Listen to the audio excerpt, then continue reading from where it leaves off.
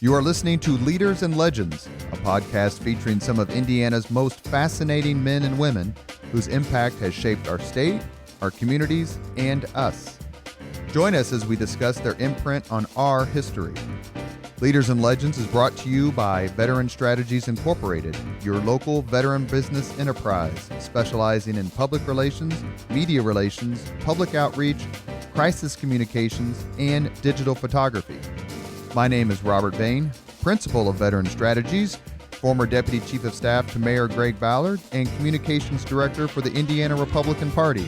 I'm honored to be your host for our discussion. You are listening to Leaders and Legends, a podcast presented by Veteran Strategies, a local veteran public relations enterprise, and sponsored by Girl Scouts of Central Indiana, Garmong Construction, the Crowne Plaza Hotel and Grand Hall and Conference Center at Historic Union Station, the law firm of Bose, McKinney & Evans, and the Bose Public Affairs Group, the McGinley's Golden Ace Inn, and MacAllister Machinery, your friendly neighborhood Caterpillar dealer. That last one's always a little tough for me to say.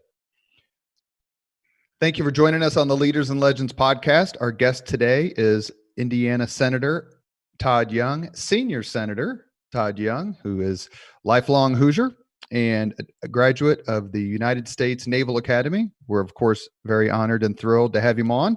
We're going to talk a lot of Army, Marine Corps smack today, but we'll do it respectfully. And we want to start with asking Senator Young how you're feeling about the current situation. It's obviously a time it's an unprecedented time of worry in many regards, and people bonding together to govern their own behavior for the greater good.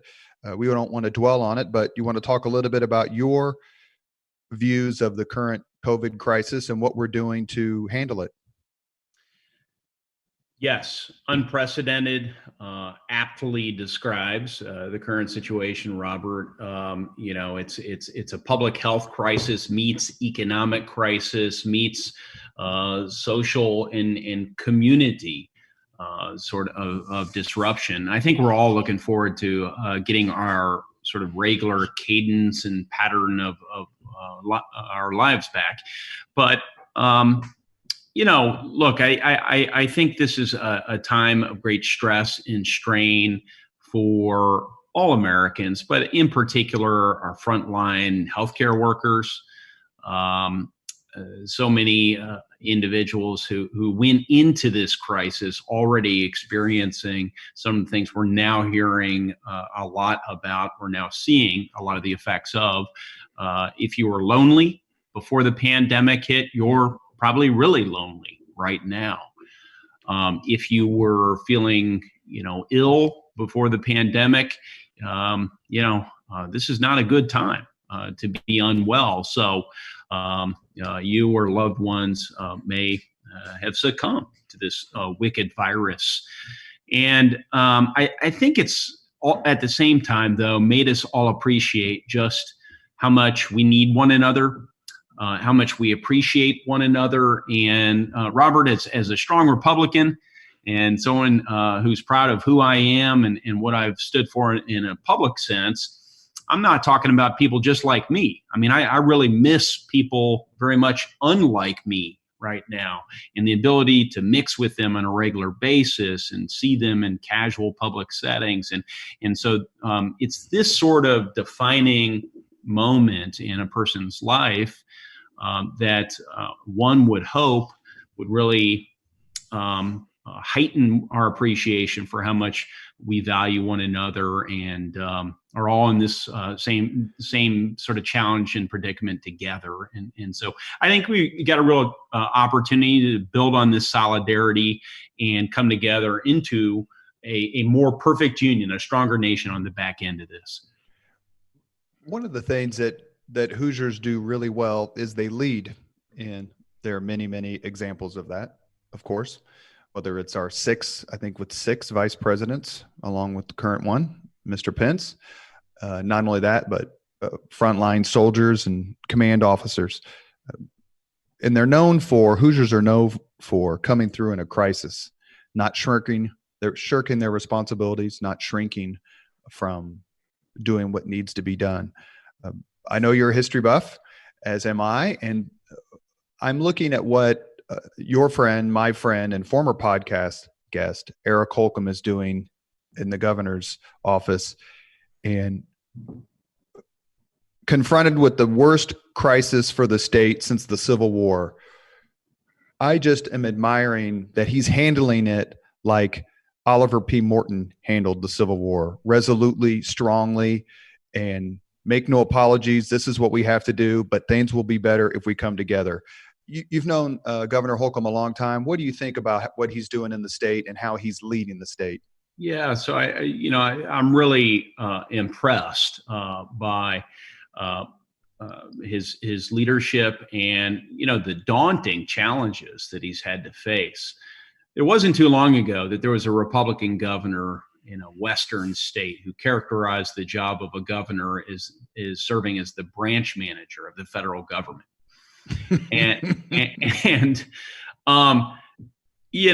There's like all funny sort of statements. There's a little bit of truth to that. And what I mean is being governor is a very powerful and important and significant position. But over the years, as our federal government has grown and adapted to a national economy and then a global economy, the federal government has circumscribed the responsibilities of our states in many respects. But in this unique moment, it is our governors we've been looking to for command leadership. And you mentioned the Civil War and Oliver Morton. Oliver Morton took the initiative.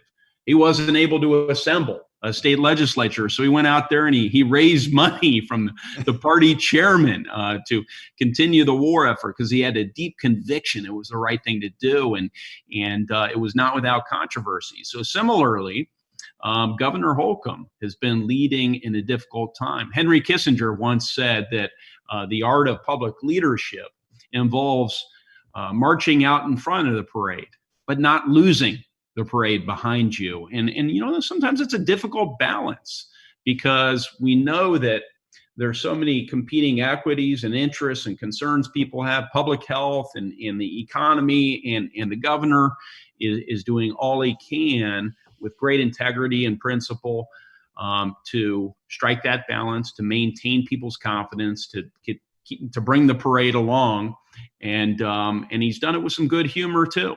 And so I really have great respect for Eric, and I think he's earned the respect of a whole lot of people who may not have been aware of him on the front end of this, or not particularly attentive to our state government leadership. Well, I couldn't agree more, and I don't mind saying that we have a nonpartisan podcast here. We've done terrific podcasts about Birch Bayh and with Bart Peterson and Kathy Davis, but it's certainly special for me as someone who's been involved in Republican politics now for more than a few decades to see folks like you, like Eric Holcomb and others, prosper in this time and meet this challenge head on. One of the things that I was looking at in your bio was that you're a fifth generation Hoosier. So that means your family moved to Indiana about when? Mid to late 1800s? So here's an interesting thing about that. It's interesting you bring that up, and you give me an opportunity to sort of correct my own record, because I believe, and I admit it, I'm the one who probably socialized that. It goes back more than 5 generations. Now, it would have been uncomfortable if it were 2 generations, right? Or whatever. Yeah, I don't think a second generation Hoosier is a talking point, but I get it. Exactly. But somebody recently footnoted my Wikipedia page, and I think it was one of my kiddos who actually brought it to my attention. And I looked it up, and I'd never researched my own family history. It was never of great interest to me for a particular reason. And because I had somewhere imbibed at an early age that to be an American means that each generation redefines itself. the fact that my father or my grandfather might have been significant or insignificant should not be where I draw my self-worth from, right? It's my job to go out there with my God-given talents and try and build upon whatever foundation I'm given. And from that, you sort of define your life and your success. But because of my job, a lot of people ask me kind of where I came from, what my family history was, and so forth. So this was of interest to me as I saw the footnote, and I opened it up, and I descend from multiple generations. We're talking like sort of deep into the early 1800s, if I recall, of people who farmers, blacksmiths, tanners, you name it. People who generally worked with their hands, and so we've been around various parts of Indiana, all around the Northeast, the Southeast, Central, whatever, for a lot of generations, and too many for me to quite track. I wasn't quite sure how to track the document, but I love this state. I really do. And I have to admit, once I discovered that, it gave me a bit of a deeper connection to some of these places when I'd visit. Like, sure. Okay, Yeah, I descend from people that come from this region. And what a fantastic state we have with just salt of the earth people that helped build this country. It's interesting when you're talking about when your family came around. One of my favorite books on the Civil War defined one of its chapters, talked about how slavery geographically defined the Midwest. In revolutionary times, in the early 1800s, Indiana was the West. But because of the compromises that tried to address slavery leading up to the Civil War, Indiana became the North, along with Ohio and Illinois. It just shows you the impact that one particular issue had on how we saw ourselves as American geographically. Did you get the sense that you're, based on your knowledge, that your family moved west for a particular reason? That they started like in Philadelphia or New Jersey or a place like that closer to the time of the Revolutionary War, and then just kind of gradually pushed out in search of land? Because that would be a common Hoosier lineage. I would like to better understand that. I actually do not understand that, and I have not had an opportunity to research that. But I'm aware that the prospect of cheap land and the opportunity associated with the land, and then later came the legal protection of the land, the legal title, which is what caused Abraham Lincoln to migrate, his father to migrate north from Kentucky into Indiana. But these sorts of things, these opportunities drove so many people west. But I did not. I don't know where my own family's history sort of, emerged from. Yeah. You mentioned this a few minutes ago, and I want to say this as a compliment. You have a reputation as someone who doesn't mind traveling the Hoosier State and shows up at events that you would never think a United States senator would show up to, but you have that drive to be with the folks and never forget where you came from. Before we talk about kind of your college and your military career a little bit, what's it like? You've traveled the Hoosier State as just a private citizen, then as a candidate for Congress, then a congressman, then a candidate for Senate, then a senator.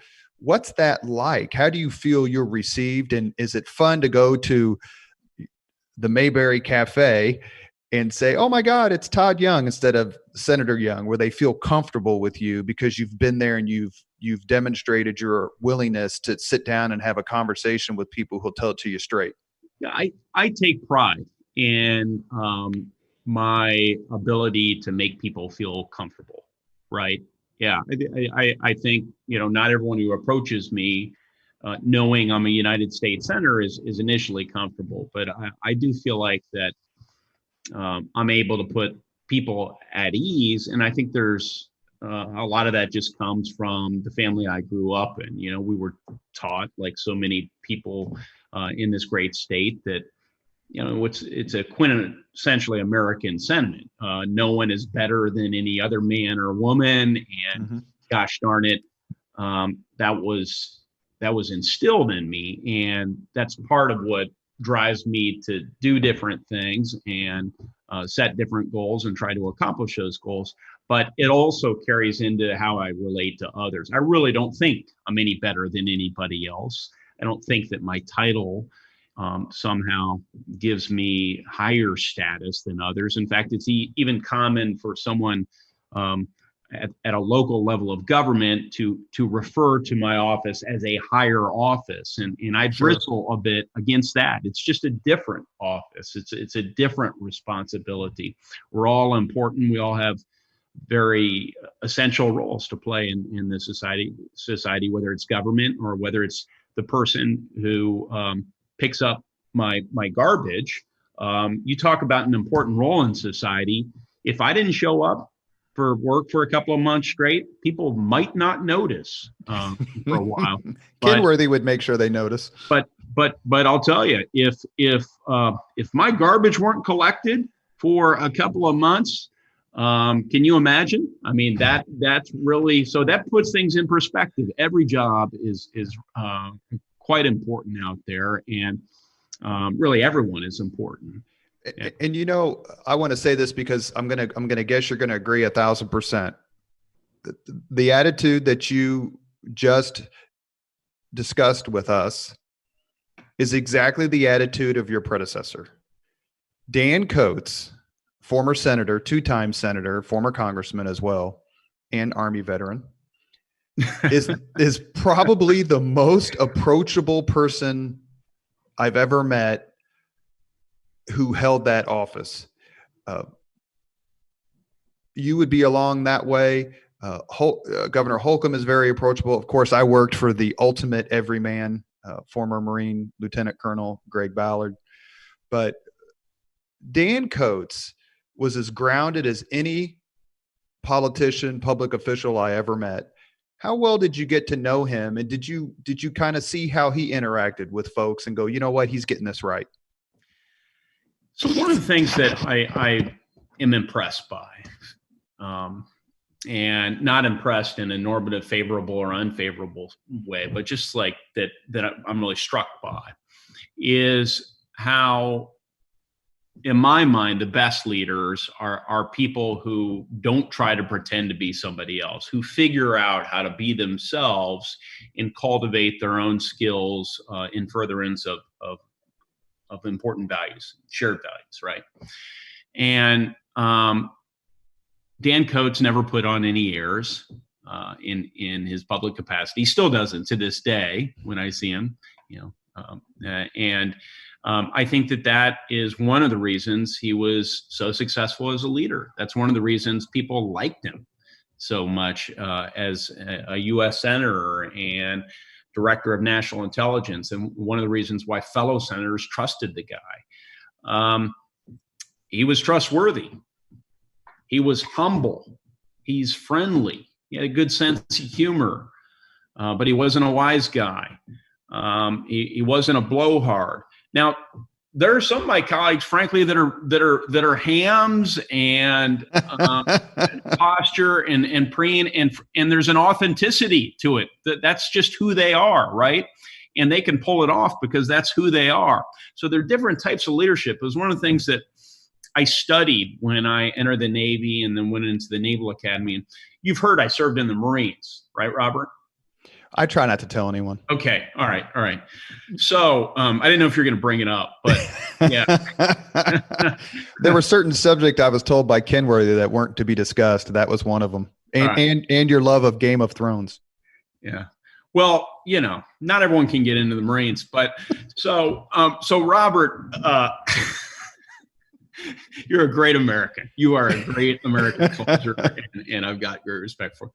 So listen, in the military, one of the things that I did, you probably did as well, is you'd look at different leaders and say, what makes that leader effective? Their personality is so different. Their demeanor is so different than this other leader.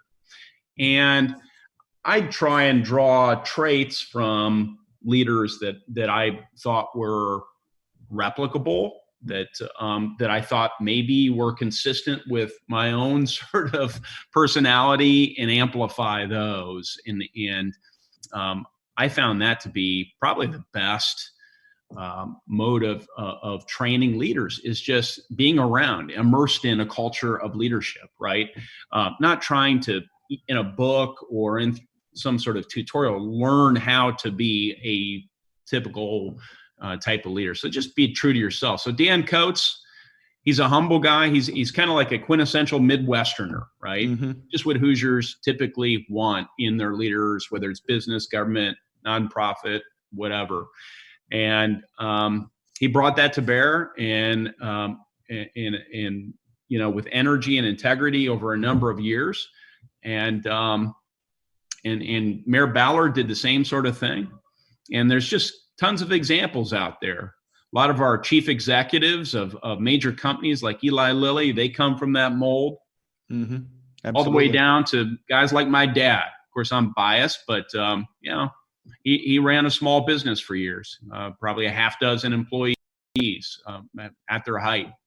And it was a sales business. And my dad, slightly different personality than me, a bit more of a ham. I always felt like he was jealous of me at Lincoln dinners when I go around hugging people and get to go up there and say a few words. Dad was actually kind of jealous. And I was like, Dad, it's not as glamorous as it looks sometimes, but yeah. You are listening to Leaders and Legends, a podcast presented by Veteran Strategies, a local veteran public relations enterprise, and sponsored by Girl Scouts of Central Indiana, Garmong Construction with our friend Paul Okeson, the Crowne Plaza Hotel, Grand Hall, and Conference Center with our friend Jim Dora Jr., the law firm of Bose, McKinney, and Evans, and the Bose Public Affairs Group, too many friends to mention, our East Siders, the McGinley's Golden Ace Inn, and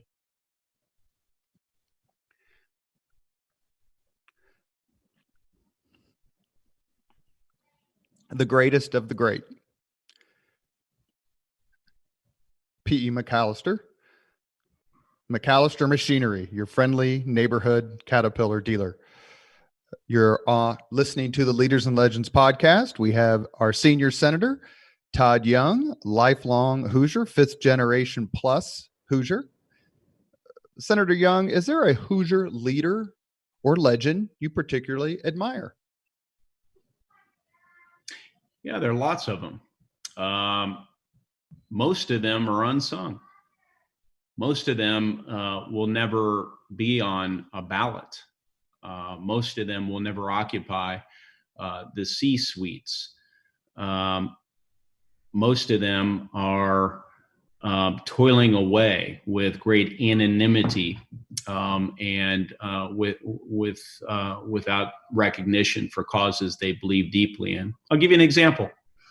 My aunt, who happens to be a prominent Democrat, by the way. Are you kidding? Who? Her name is Sharon Pierce. She's CEO of the largest children services agency in the state, the Villages. They do adoption placement. They deal with foster children and so forth. And she's dedicated her life to helping children who often come from the most trying circumstances, oftentimes just put into a little better place, sometimes a much better place. And her life has given meaning to others' lives, but it's also given a lot of meaning to her own work. And so she's a mission-driven person. She knows how to motivate others. She's always offering encouragement to others, myself included. And everything she does is based on the service of others, achieving better outcomes for others, as opposed to feeding her personal ego. She uses the platform of this not-for-profit agency, the Villages, not to elevate herself, but instead to help others. And so I believe, as I think all conservatives should believe, in institutions, family, sure, business, church, neighborhood.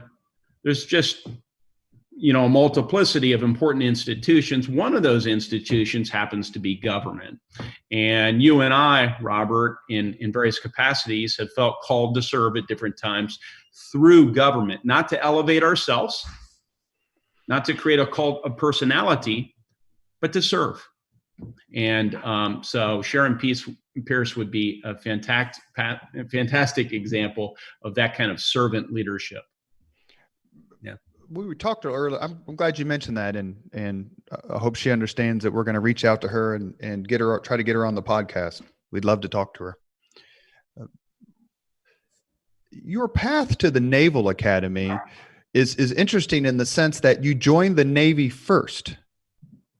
Am I getting this correct? You joined the Navy right out of high school. I mean, like all of us, I don't know what the percentage would be, but I would imagine it's in the high 90s where people join the military right after high school.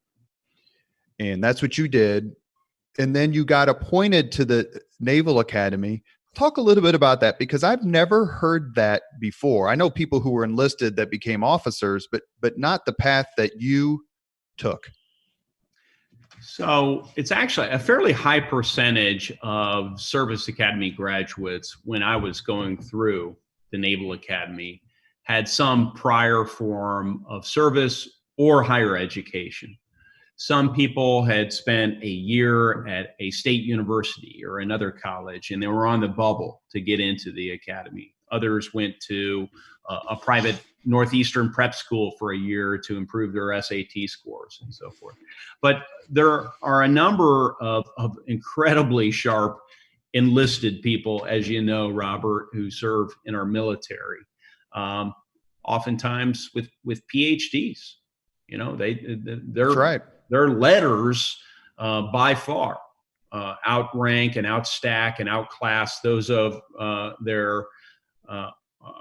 those who nominally outrank them, their officers. And so one thing that the academies have commendably done over the years is tried to pull people out of the enlisted ranks who want to continue their education and get a formal 4-year degree. And one way of doing that is by giving them a year of sort of like training at this preparatory school in Newport, Rhode Island. And so this was stood up generations ago to ensure that people aren't directly leaving a destroyer and showing up at Annapolis and taking advanced math. They need a transition period. So this preparatory school is something they gave this young Hoosier an opportunity to attend, along with a bunch of enlisted folks. As an enlisted man, almost on day one, I was there going through that training environment. So my time as an enlisted person in the Navy, though I wore the dungarees and the Dixie cap and so forth, I don't want to overstate that service. That was schooling. It was a fantastic experience, though. I mean, I was spending time around a lot of these sailors and some Marines who had a lot more life experiences than I did, right? And one of the things that people don't realize unless you've been in, I mean, you can obviously read about it, so I don't want to hyperbolize it too much, but my son did 2 tours in Afghanistan as a infantryman in the Army, first AD, Old Ironsides. And you and I, you've been very kind in mentioning his service to me when I would see you when he was overseas, and you would ask how he was doing. And it's very, very, very kind of you. But one of the things that folks don't realize about being in the military, even as a private or corporal, the lower of the ranks, you're in charge of multi-million-dollar equipment. Tens and tens of millions of dollars of taxpayer money is being entrusted to you on a daily basis, whether you're a tanker or an artilleryman or a drone operator or the list goes on and on. I get the sense that teaches you a bit of responsibility that maybe you don't get in the civilian world. Would you agree with that or no? I was awestruck by that. And in fact, I still see that in my day job today as well. In fact, I was recently visiting Saudi Arabia and the United Arab Emirates and Oman and some countries there in the Persian Gulf area. And I had an opportunity to take a hop in a helicopter out to one of our destroyers in the Persian Gulf during a very tense period between the United States and Iran as we were ratcheting up our pressure campaign. So I spent half a day on this destroyer, and I went to the bow of the ship where there's a massive, 60 cal, I think, machine gun. And that's used, if necessary, to shoot down an incoming corvette vessel that may be armed with all sorts of explosives. And so, sure. and so there have been times when, according to the captain of the ship, that machine gun, which is manned by a seaman, a very young person, a few ranks up out of high school, had to make a decision with a loaded weapon whether or not to fire on this vessel. You could hear them speaking Farsi, I think, from the vessel. And to put that amount of responsibility in the hands of one individual, I think is just not fully appreciated, not fully understood by most people who see their classmates from high school go off and say, yeah, I'm joining the Navy. Well, do you have an idea how much responsibility your friend just might have? It's a big deal. Or the people who are dealing with the fighter planes coming back on the carriers. I mean, the list goes on and on. A really good friend of mine named John Duns was a year behind me at Howe. He did 6 years in a submarine. I mean, the equipment on these vessels is just worth an immense amount of money. And it's also concomitant with an immense amount of responsibility.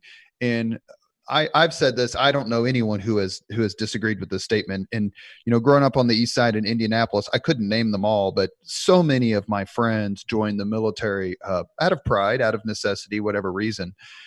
Scott Kale, Leanne Wilhelm, DJ Waterman, Dean Johnson, John Duns, Pete Anderson. I honestly couldn't name them all. There are dozens of them.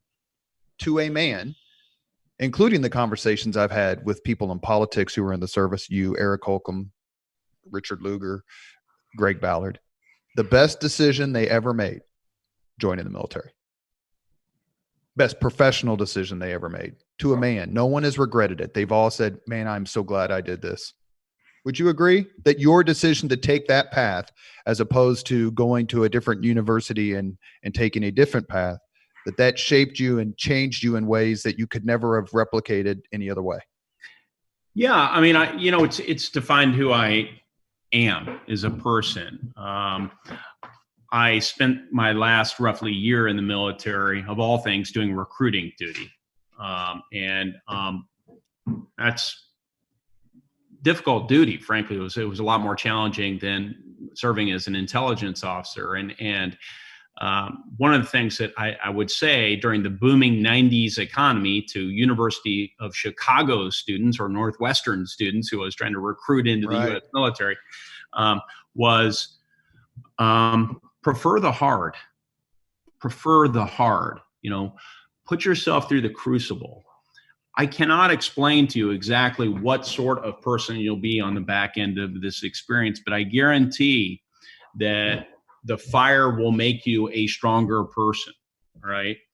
And I believe that emotionally, physically, intellectually, just the people you meet. I met the best people in the military. The esprit de corps, that of course sticks with you. So yes, it's something I'm not sure. I've heard someone say they regret serving their country, especially being prepared to put your life on the line for your country. I mean, that says, and then serving with others of Exactly. the same mind, serving with others of the same mind. So it is, it's certainly a life-shaping experience. There's no doubt I wouldn't be doing what I'm doing now, but for that time in the military. And that stayed with me when I left the military, that desire to kind of serve in a public capacity. And is that something that crosses political lines? I mean, Yes. Democrats serve their country too. It's not just Republicans. And when you see Tammy Duckworth, or you meet a John Kerry, or you meet whomever who in the Senate or Congress, I mean, Indiana's got some terrific veterans who have served. Lugar, Coates, the list, Baird, who's the 4th district guy, and many others. But is that something, when you see a Democrat and he was in the Marines or he joined the Naval Academy, it's like, okay, politics is politics, but let's go make fun of some Army guys? Absolutely. I think Andy Jacobs probably had that come out of his mouth many times. Let's go make fun of some Army guys. Oh, he was insufferable. So, yeah, look, I think it's quite, there are a lot of my colleagues who put country first, and they are comfortable putting partisanship aside in furtherance of really important national objectives. So I would never go so far as to suggest that in order to be a patriot, you have to serve in the military, right? Of course. Good point. But I do think that I think that there's a certain facility and ease that comes with just identifying a mission, setting aside your tribes, and saying, look, we all got to work together. You came from New Jersey, I came from Indiana, that person over there, they came from Arizona. We've never met one another. Here's the mission. We're going through the fire together. We're all in this together. Let's do the right thing. That just feels like the military spirit. Absolutely. Absolutely. Yeah. My 3 roommates in the military were Black. One was from Detroit, one was from Chicago, and one was from basically Miami, Florida. And I got roasted routinely and enjoyed every second of it. And we still stay in touch to this degree as much as we can 30 years later. And I'll never forget just being with them and laughing and watching sports and playing cards. And it's an experience, even though the east side of Indianapolis is very diverse, and IPS is, and how high school certainly was. It was just different. And it's something that I encourage every single young person, man or woman, to do. Also, I would also say, quite frankly, I got 2 college degrees with no student loan debt. So if you're worried about impending student loan debt, call one of your local recruiters, because you'll get a twofer in ways that you can't possibly imagine.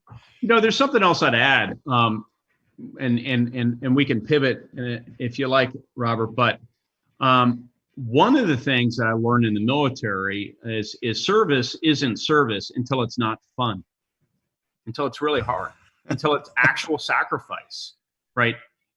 Jumping out of airplanes is for many fun. Scuba diving is a lot of fun. I see these promotional videos on TV about joining the Marines, and that looks fun.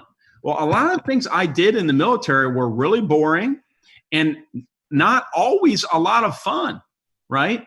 And so that's sacrifice. That's love of country. That's service, to be able to perform those responsibilities with the same amount of professionalism and competence and hard work as all the other more glamorous duties.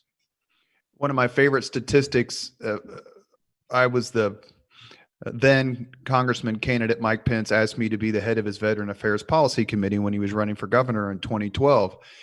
In doing the research, so this statistic's old, but still valid, more valid because the number has grown. More than 2 million Americans volunteered for the military after 9/11, since 9/11. Those young men and women who volunteered, could be going to combat, could be going overseas. That is a remarkable testament to the American sense of service. It is. It is. And it gives you a sense of a couple of things. Let's go ancient for a second. There are martial virtues and there are dull virtues. Martial virtues, you think of the warrior virtues, the courage, right? The camaraderie, the adventure, the quest to engage in a righteous fight, right? And hunger for that experience. For many of us, it's easy to identify with that. The dull virtues are sort of respecting one's elders, right? Reverence for things that are either holy or sacred or just ought to be revered. Respect, personal integrity. These are dull virtues. These should be equally celebrated, right? And they're an equal sort of part for me of what the military experience is all about.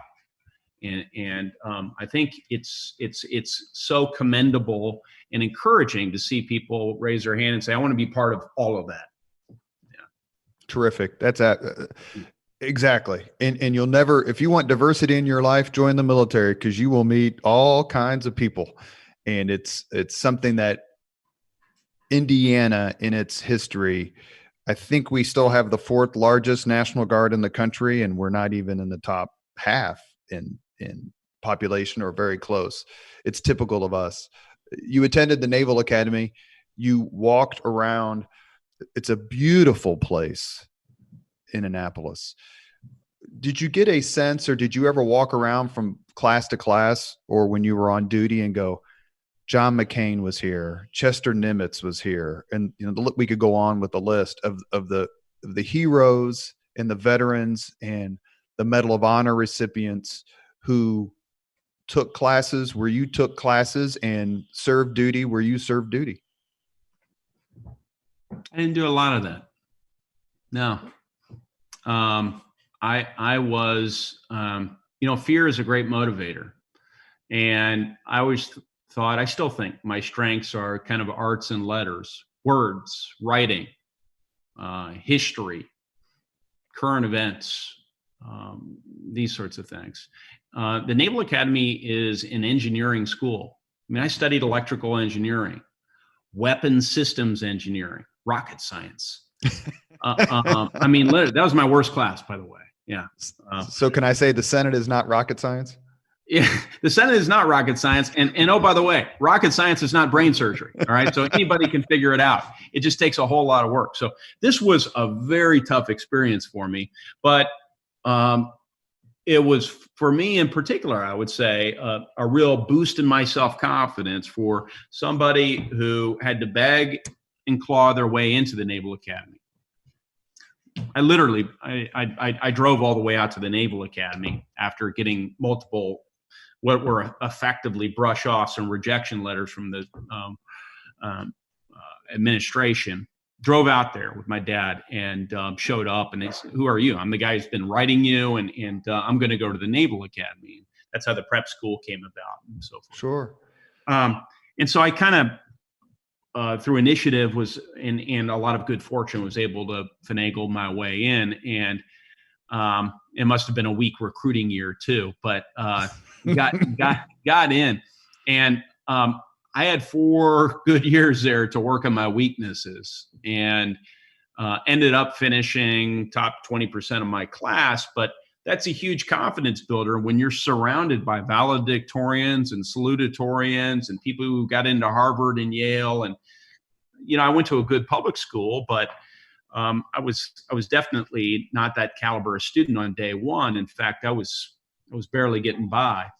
So I didn't have a lot of time to reflect on, the leaders in granite, nor did I have, candidly, a family background. I didn't have admirals or generals in my family. So I didn't have the confidence that my career trajectory was going to be great if I didn't excel in everything every day. Yeah. Did you, at what point you joined the Marines? So after you graduate, you can choose Navy or the Marine Corps. At what point do you have to choose, and why did you choose the Marines?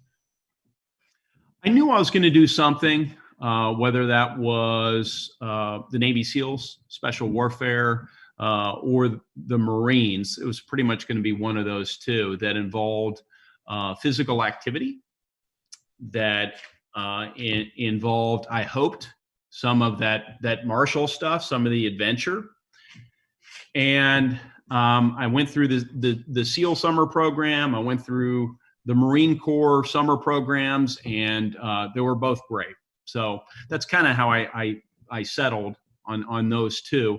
I was not so much into the math and engineering stuff. You do a lot of that in most of the other Navy areas. So being a pilot involves a lot of math, and it didn't seem to involve, although there are a lot of fit pilots out there, it didn't seem to involve a lot of kind of exercise, on the ground exercise. And so that's always been a big part of my life.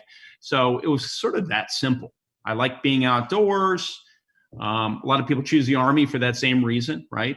They want to be on the ground around the troops. And so I still enjoy that. I still enjoy being on the ground with the troops, with my, fellow rank and file Hoosiers, and as opposed to, in some other more kind of like artificial atmosphere.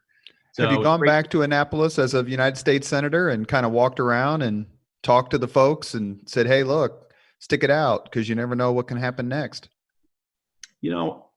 I'd like to go back and spend a little more time. I went back as a congressman and had some lunch with some Hoosiers in the largest dining hall in the country, King Hall there.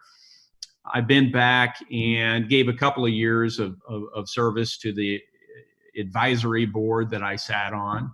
So did that. Been to a couple of football games, saw us crush Air Force. I think it was last season.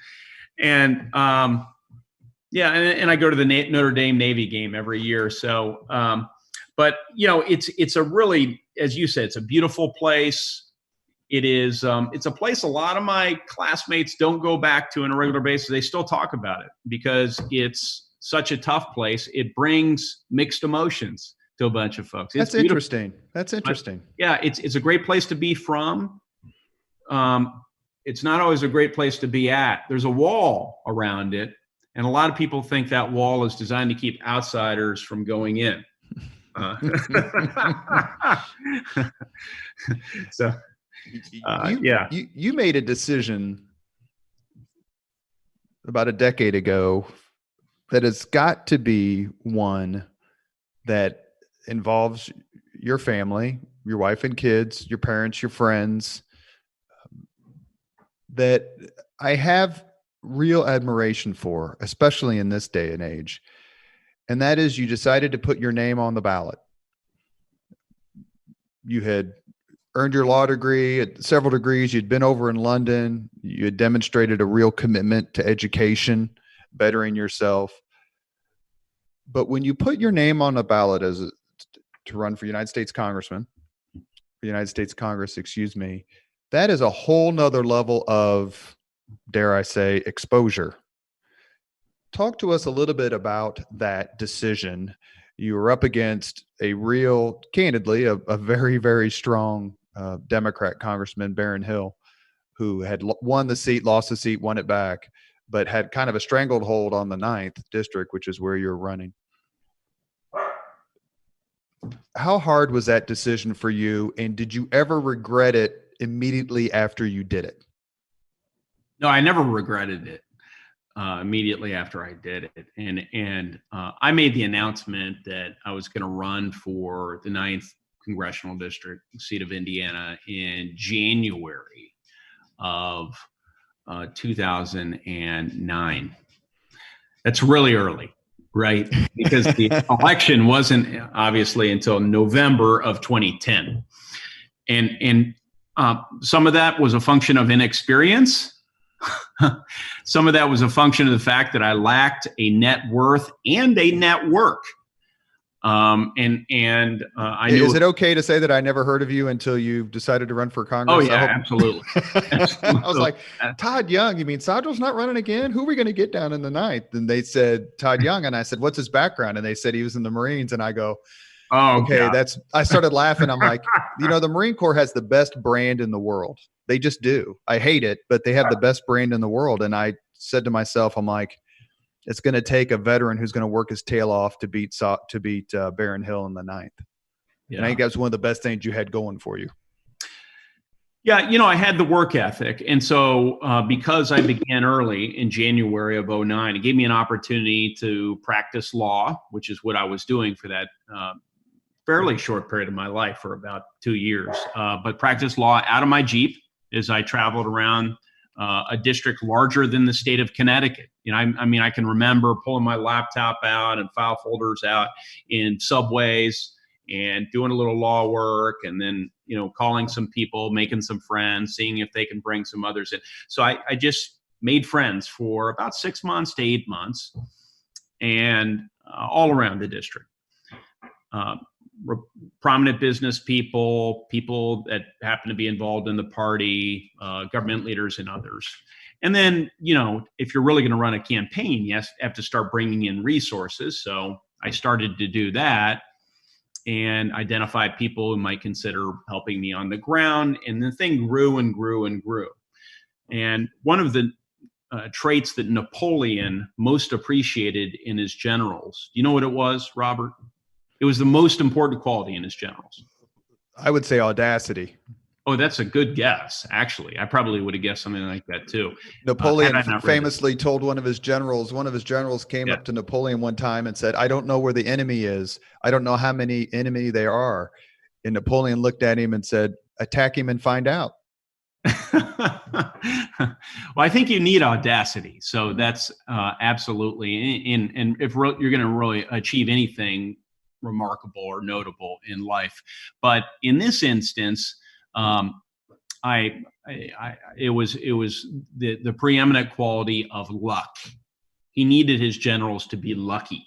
And I was lucky that I worked really hard, that I built that team, that I started bringing in money at the time the Tea Party movement hit, right? And so because of every ounce of energy I put into that race, and I needed it in the end, I won. Let me see. You don't forget something like this, right? It was 34% of the vote in the primary to 32, which is the person who came in second was actually Travis Hankins. Yeah. To 30, Mike Sodrell, former congressman, man for whom I have great respect. And then there was another candidate, Rick Warren, not to be confused with the megachurch pastor, very nice guy. He received 4% of the vote, and so I got across the line. Was fortunate that things worked out for me, and then I had the general election battle, the battle royale against Barron. Well, and we want to mention this too, because I want to make sure that we don't forget to talk about this aspect of your life, and someone who I know you admire greatly, and I do. He's frequently, when I ask the question about, is there a Hoosier leader or legend you particularly admire, the name we've heard most often is Richard Lugar. And you have had a long history with him, worked for him. How did he shape your sense of political service and public service and give you the confidence you needed, because you see what a really good man can do in public service, and also to take on a formidable candidate in Barron Hill? So I spent a year and a half, about 2 years, working for Senator Lugar right after I got out of the Marines.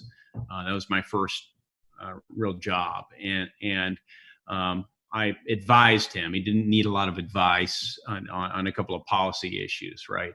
So I had a front row seat to see how he operated. And he was a guy who was comfortable in his own skin, who as I said earlier, he used his own skills in a way that was authentic to him.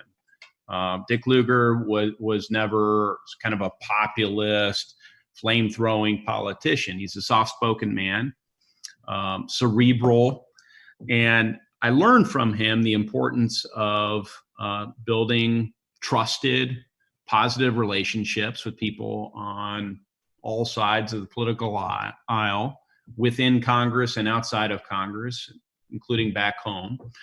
I learned from him the importance of being authentic and true to yourself in a profession known for sort of blowhards. He never was one. And he did not use the institution of the United States Senate to elevate himself. It was always to elevate issues, notably nuclear nonproliferation. That became sort of the signature issue for which I think he is rightly known. I also learned from him the importance of actually learning things, actually trying to learn an issue before you open your mouth and opine superficially about it, right?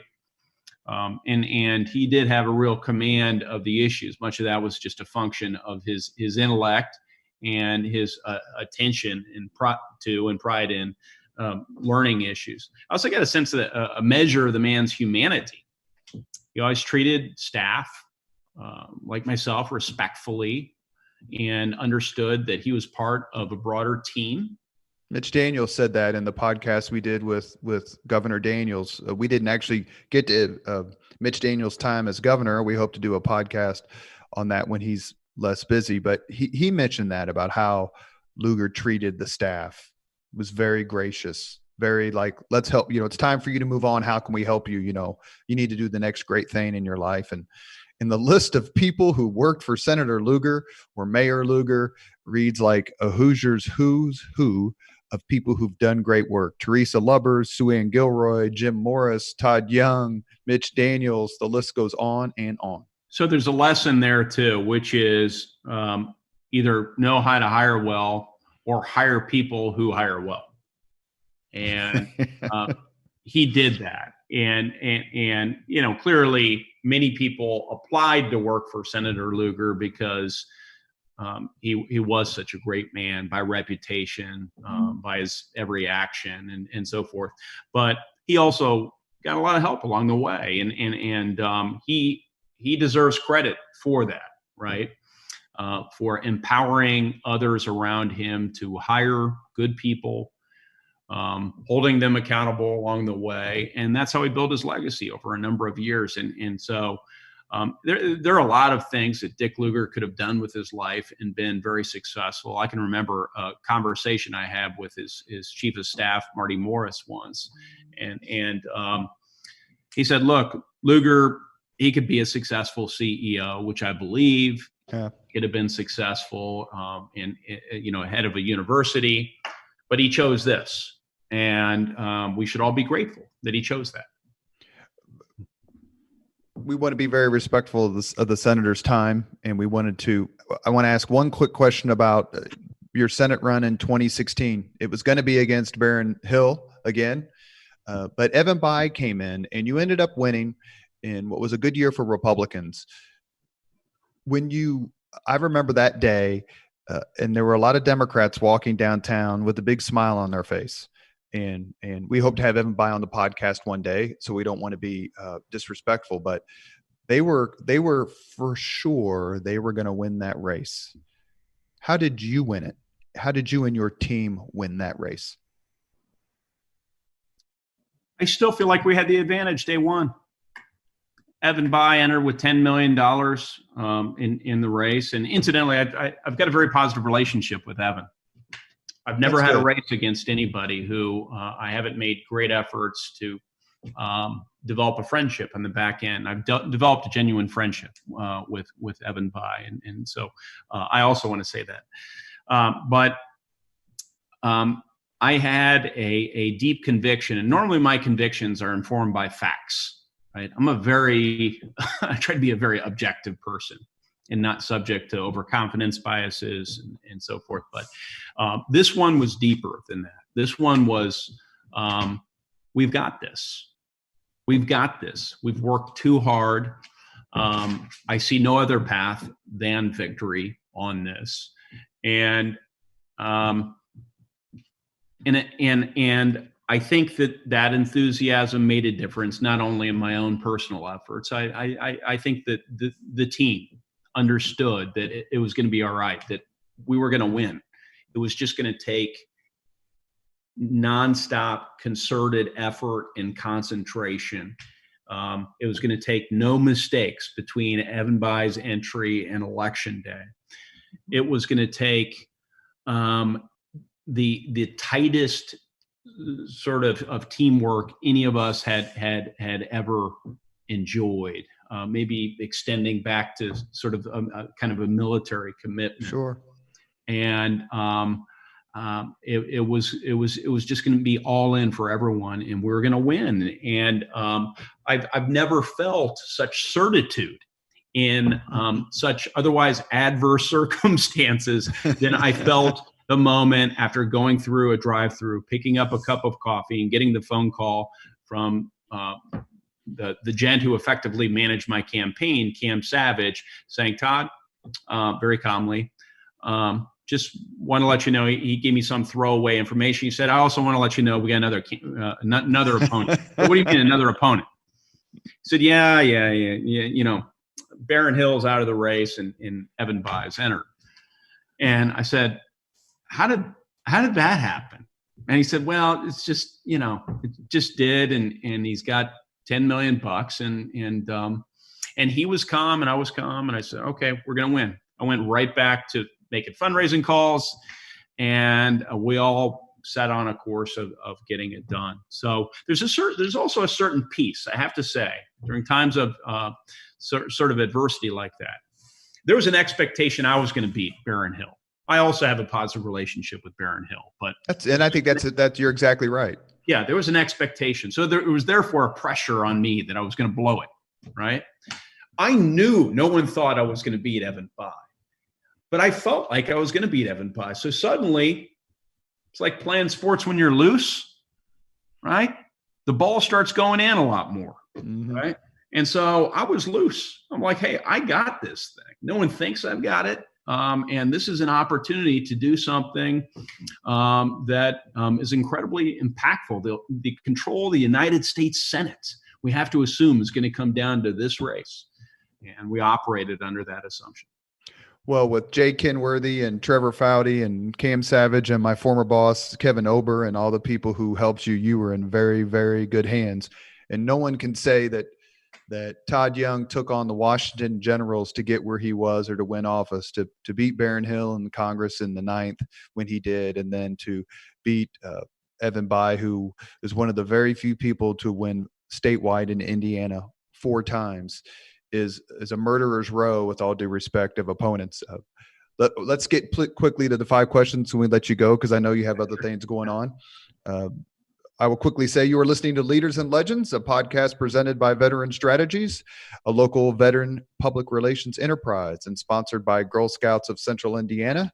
That's our friends Danielle Shockey and Garmong Construction, the Crowne Plaza Hotel and Grand Hall and Conference Center at Historic Union Station, the law firm of Bose, McKinney & Evans, and the Bose Public Affairs Group, the McGinley's Golden Ace Inn, and MacAllister Machinery, your friendly neighborhood Caterpillar dealer. We ask the same 5 questions of every guest. So, Todd, number 1, what was your first job?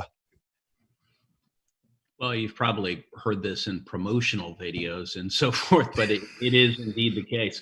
You know, like a lot of kiddos, I mowed lawns, I took care of dogs, I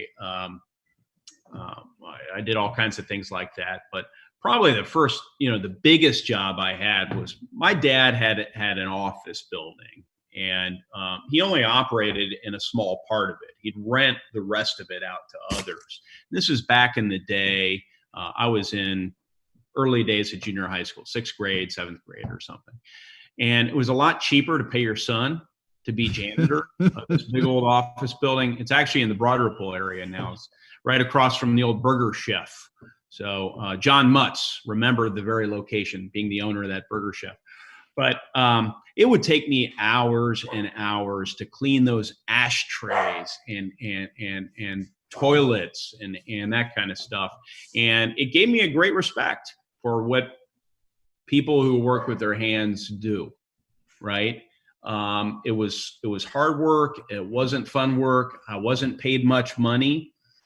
I took a little bit of satisfaction on the back end. As I got older, though, I really appreciated what people who did that sort of work and who do that sort of work, just so, how hard it is. And for people who do that work well, it just gives me an incredible appreciation for them and their character. So that was my first job. And you might say being a janitor and cleaning toilets is pretty good training to be a U.S. Senator. Lots of messes in both places. Exactly. Yeah. Second question, what was your first concert? It was at Deer Creek. Remember that? It's gone through many iterations since. It's been Klipsch and all the other stuff. But Deer Creek Music Center in Noblesville, when nothing else was around there, it was a Steve Miller band. Hey, that's not bad. No, it's not bad. I invited a young lady. I still remember this. Invited a young lady to go out with me to the concert. She had some other commitment, and so I invited my best friend to come along, and he and I had a great time. Yeah. Your fellow Marine Greg Ballard's first concert when he was at IU was Sly and the Family Stone. Oh, wow. Number 3, if you could suggest any book for someone to read, which book would you recommend? You know, I this one might for some people be a little boring, but it's short and it's really accessible. It's called Economics in One Lesson by Henry Hazlitt. I mean, it takes very, very little time to read, and you go through it and you have a much better appreciation for the world of economics than a lot of people who get master's degree in the subject. Number 4, I'll leave aside the fact that the Marine is recommending a short book that's easy to read. It's written in crayon too. Number 4, if you could witness any event in history, be there as it happens, which event would you choose? Robert E. Lee surrendering to Ulysses S. Grant, not out of animus towards Robert E. Lee, but because of the importance of how the occasion came together and the dignity by which it was carried out. Robert E. Lee went into that looking at all of the other sort of rebel leaders throughout history. And typically they had lost their heads. And we're talking about unconditional surrender Grant being on the other side of this, right? But Robert E. Lee decided that the nation had had enough. And I think that for all of his other flaws and for the flaw of his cause more broadly, retrospectively, he does deserve credit for that. And U.S. Grant deserves credit for allowing a measure of face to be saved by the South. You know, it's quite plausible. And there's a book out there by Jay Winnick. It's terrific. April 1865. The walking through all of this, right? Mm-hmm. But that war could have very easily turned into, you know, what we now call terrorist warfare or unconditional warfare. It could have gone on for really generations of unconventional warfare. Instead, it came to an end because of the ritual and because of leadership and the mutual respect that those military leaders showed one another. So to be there in that room, in that living room where the war ended would have been absolutely fascinating in Appomattox Courthouse. When Mr. Chris Spangle interviewed me for this podcast and he asked me this question, that was the event I chose for every single one of the reasons that you just described, because some of Lee's officers wanted them to hide in the hills and carry on the war, and Lee said no. And Grant showed such magnanimity when it came to what was the bloodiest war in our history. But he said after people started cheering when Lee left, Grant told his officers to stop the cheering because the rebels are our countrymen again. And that's the exact right sentiment that needed to be expressed. Perfect answer. Last question. If you could have dinner with anyone living today, 2 hours off the record, whom would you choose? I get to have dinner in my job with some remarkable people. The CEOs of multinational companies. I had lunch not too long ago with Bill Gates. It was unguarded. He stopped by a Senate lunch. So the people I don't get to spend as much time with as I would like to are my children. So the least amount of time I have left are my two oldest children. So it would be my daughter, Abigail, who's almost 14, and my other daughter, Ava, who is 12. We talked earlier in the podcast as we wrap it up about Todd Young and his approach to things and his persona and his personality. And I'll say this very quick story. I saw the senator about a year ago at a gym, and we talked very briefly. I was about to play racquetball. It was a gym on the south side of Indianapolis, and we had a quick 2-minute conversation. And afterward, as I sat down to prepare to play racquetball, a friend of mine goes, "Hey, who's your friend? I saw you guys talking. He looks really familiar." I go, "Yeah." I said, "I've known him for about 10 or 12 years. Great guy." I go, "But he's got kind of an important job. I didn't want to keep him." He goes, "Well, he seemed like he was just kind of hanging out. What's his job?" And I laughed and go, "He's the senior senator from the state of Indiana." And this guy simply couldn't believe it. Not because we were at a gym, not because he didn't know who he was per se, but because of Senator Young's easygoing nature, the genuineness of his personality, and the fact that he could be talking to anyone in the world, but he took just a couple minutes to talk to an old friend. I very much appreciated that conversation, as I did the conversations we've had about my son's service in Afghanistan and being in the military, and the fact that you took some time to be with us today. Thank you very much. And I hope we can come back another time. We'd love to talk to you about more things when the time is right. That'd be great, Robert. It's been a lot of fun, and thank you for your service. Thank you for this opportunity. And for those who are watching and or listening, God bless you. Stay safe during this pandemic, and know that it really is a privilege to serve this great state of Indiana, serve this country.